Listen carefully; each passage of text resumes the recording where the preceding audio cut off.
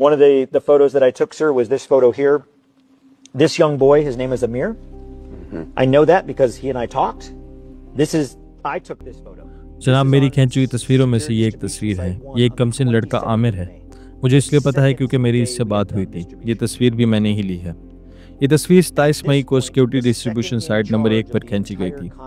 ये तकसीम का दूसरा दिन था। उसी वक्त पूरे डिस्ट्रीब्यूशन के इंचार्ज ने एहतजाजन इस्तीफ़ा दे दिया और वो कहा कि मज़ीद उसका हिस्सा नहीं रह सकता, क्योंकि 26 मई यानी पहले दिन तकसीम का जो हाल हुआ था वो नाक़ाबिल बर्दाश्त था।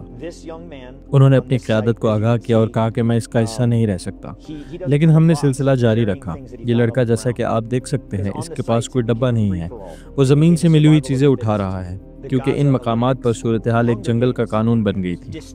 सर्वाइवल ऑफ द फिटनेस, ये गज़ा के ओलंपिक्स जैसे बन गए थे, जैसा कि हंगर्स गेम। मुकम्मल तौर पर डरावनी और खौफनाक कैफियत। इस लड़के को कोई डब्बा नहीं मिला। इसने जो चीज़ें ज़मीन पर मिली वही उठाईं और वो उन पर शुक्रगुजार था।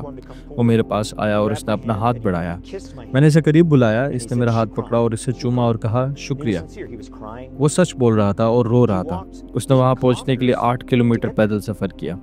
इसके पाँव में जूते तक नहीं थे। गालबन कई दिन से खाना नहीं खाया हुआ था।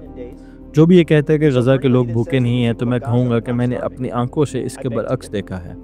फिर इस लड़के ने मेरा हाथ थाम रखा था। मैं घुटनों के बल बैठ गया ताकि इसकी आंखों में देख सकूं और इसे ये बता सकूं कि तुम अकेले नहीं हो, लोग तुम्हारी परवाह करते हैं। इसने अपनी छोटी सी पोटली ज़मीन पर रखी, अपने हाथ मेरे चेहरे पर रखे और फिर मुझे चूमा।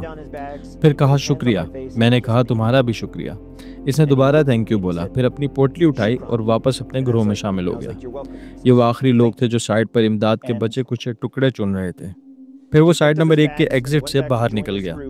इस एग्जिट से निकलते ही रास्ता शुमाल में माराग कॉरिडोर की तरफ जाता है, जो एक जंगी इलाका है।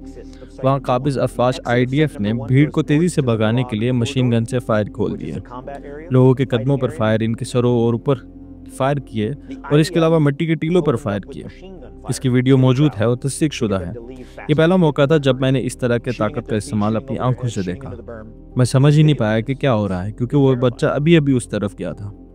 जैसे ही मैंने फायरिंग की आवाज़ सुनी, मैं दौड़ता हुआ इसकी तरफ गया। मैंने देखा कि फ़लस्तीनी मारे जा चुके थे और ये लड़का उन्हीं में शामिल था।